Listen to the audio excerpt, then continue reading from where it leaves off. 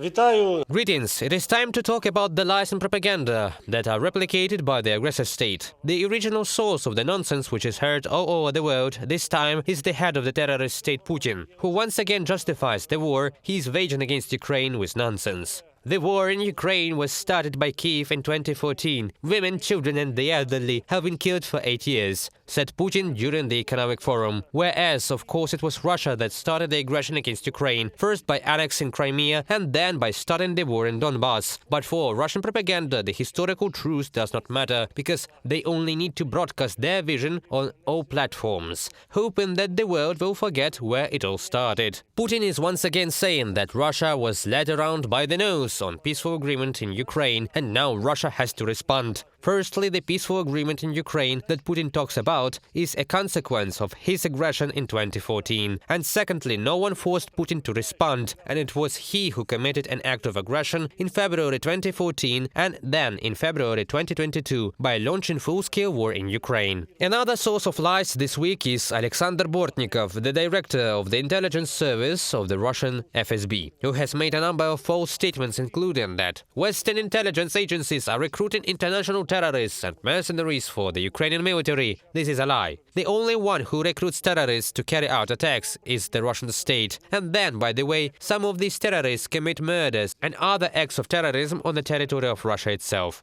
Another lie from FSB Director Bortnikov. The task of the USA and NATO is to militarily conquer the post-Soviet space, and Ukraine has become a platform where terrorists and mercenaries learn the methods of modern warfare to apply this experience in the Commonwealth of Independent States.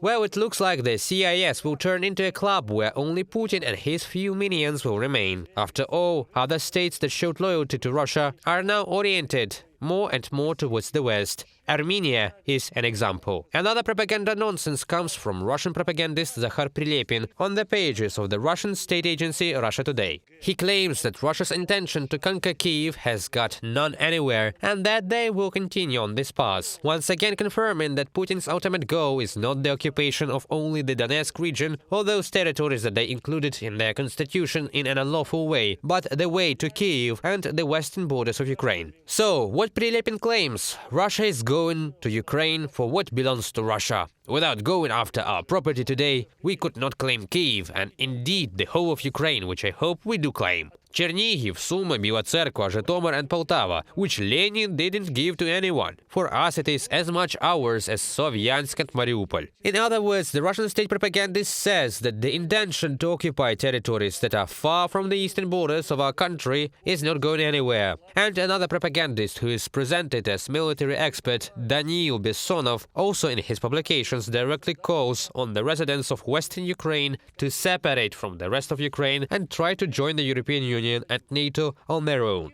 I don't understand why the people of Western Ukraine have not yet declared the creation of a West Ukrainian Republic and as an independent separate state have not joined the EU. Thus, the aggressor state, through this propagandist, directly hints that firstly, they do not renounce any intentions of total occupation of Ukraine, and secondly, the goal of the disappearance of Ukraine as a state is their priority. By the way, under this goal, they also bring foreign propagandists who seem to have been attracted to their side. There are few of them among recognizable Western names, so they have to resort to outright manipulation. Russian state agency RIA Novosti publishes materials with the headline "Ukraine will disappear from the world map," and certain observer of the Al-Ayyam publication is quoted as saying that the West has recognized that Ukraine could disappear from the world map. At the same time, this news, which is often quoted by the state agency RIA Novosti, is not specified itself. It is consonant with a major Moroccan magazine that has more than 2 million views per month. In reality, it is a Palestinian publication that has 40 times fewer views. And of course, the tariffs put in the mouth of this propagandist is not based on any opinion of the West, although he claims that the West seems to have recognized this. The only person he quotes is former Russian President Dmitry Medvedev, who has already become a figure that everyone in the world laughs at, with his propaganda outbursts and nonsense. Meanwhile, Russia has no particular military achievements on the battlefield. It has to invent them. The state-run TASS news agency reports Russian troops have pulled out Ukrainian army from the Orikho-Vasilievka locality.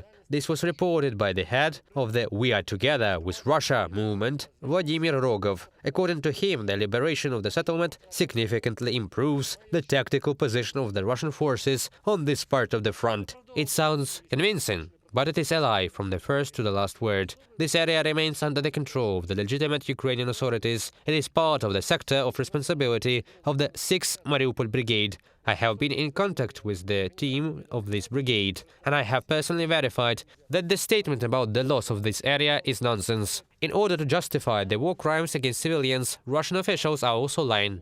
The missile strike on the village of Roza, where more than 50 civilians were killed, was justified from the high rostrum of the United Nations by Russian representative Nebenzia, on the grounds that the funeral of a high-ranking Nazi was being held there.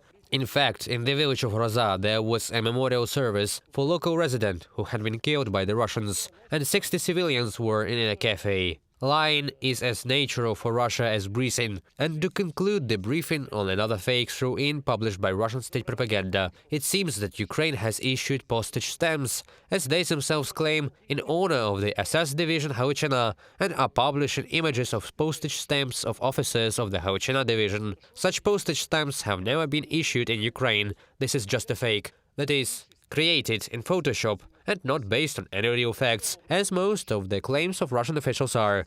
The traditional appeal is not to believe liars and propagandists. Trust only official sources of information. Trust the Ukrainian military and political leadership. If you live outside of Ukraine, the Russian language content is from the Freedom Channel. The English language content is UATV English. Please watch and recommend it. Glory to Ukraine. До зустрічі!